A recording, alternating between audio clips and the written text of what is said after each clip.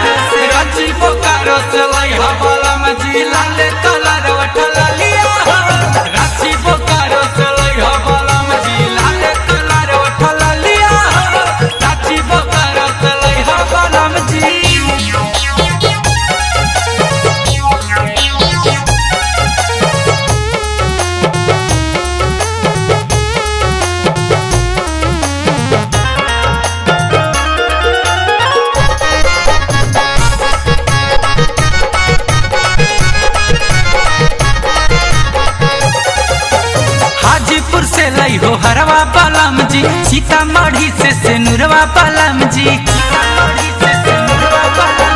हाजीपुर से लई हो हरवा बालाम जी, सीतामढ़ी से नूरवा बालाम जी, गढ़वा बालाम से पायल सजनवा, टाटा शहर से टिकुलिया, गढ़वा बालाम से पायल सजनवा, टाटा शहर से टिकुलिया, रांची बोकारो से रांची बोकारो से लई हो बालाम जी, लाल कलर उठल लिया, रांची बोकारो से लई हो बालाम जी, लाल कलर उठल लिया, रांची बोकारो से लई हो बालाम जी।